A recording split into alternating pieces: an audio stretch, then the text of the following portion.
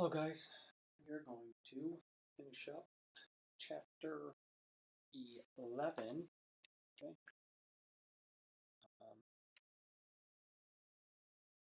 Let's see.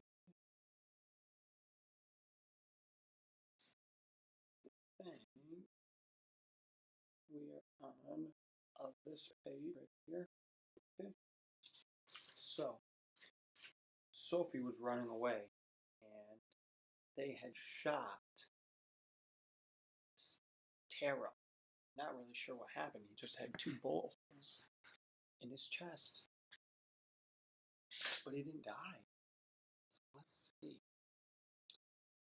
The sentry stared at him, eyes wide. The first man lowered his musket. Run! He dropped his weapon and ran towards the water, diving headlong into the Black River. The other sentry ran in the opposite direction before doing the same. Now Sophie was alone with Tara, who was facing her, perhaps waiting for her to run as well. She stood and looked him straight in the eye. She was frightened, of course, but a part of her was simply awed. What sort of creature could survive 2 musket shots to the chest? And why would such a powerful creature so blindly obey a woman like Eldridge? "Mr. Tarot," she said, shivering. "That's your name?" He nodded and then stepped closer. Sophie remembered how Tarot had not moved to stop her from escaping the oubliette until Madame Eldridge had told him to do so. It reminded her of a genie or a golem, bound to the commands of its master. Sophie wondered if that might be the key to her survival. "You have to do what she says, don't you?" He nodded again and stepped closer still. Sophie glanced down at the Book of Who clasped once more in her arms. "Bring me the book." Those were her exact words. "And you will not stop until the task is done?" Another nod. Sophie felt her heart beating hard against the book's cover. She knew that in a story the hero should do anything to protect her magic book. But this was not a story anymore. She remembered Madame Eldridge's bloody face mangled by vengeful sprites. These things were real, and they could kill her. No book, not even a magical one, was worth losing her life. Sophie knelt down, holding Tarot's gaze as one might do with a rabid dog. "Here," she said, setting the book at his feet. "You have the thing she asked for.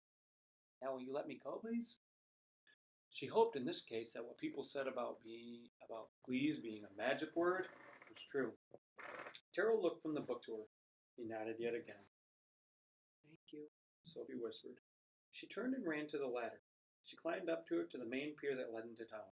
When she reached the street, she looked back toward the docks, but the creature and the book were gone. Soaking and exhausted, Sophie limped through the cobblestone streets. Her feet throbbed from where she had cut herself in the glass, and her lungs felt as if they might burst in her chest. She knew that if she stopped moving, she would collapse. Her only thought was of seeing her father again, of throwing her arms around him and apologizing for not listening to his warnings, of begging for his forgiveness. At long last she reached the small familiar alley that led to her home. "Papa!" she called, staggering up the front steps of the shop. The door swung open, and she was relieved to think he might still be awake. She saw the warm glow of the stove in the back of the shop. "Papa!" she called, racing between bookshelves. "It's me!" But as she approached his old chair in front of the stove, something felt wrong. Instead of his slippered feet, she saw a pair of heeled boots and sharp, black crinoline. She gripped the empty bookcase beside her. "You." Madame Eldridge sat in the chair holding the Book of Who. The woman did not look angry. In fact, she appeared almost amused. Her face was smooth, bearing only the tiniest traces of the cuts Sophie had not seen half an hour before. The woman stood and approached Sophie. "Hello, my little bookmender."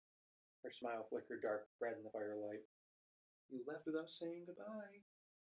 She leaned down and pressed her lips to Sophie's forehead. Sophie blinked, stumbling to one side. She touched her head, and when she pulled her hand away, her fingers were covered in a sticky red paint, a mark from Madame Eldridge's lips. Sophie stared up at the woman whose face seemed to be moving in and out of focus. "What?" she began through shallow breaths. "What did you do to me?" The woman raised a shoulder. "What the occasion called for."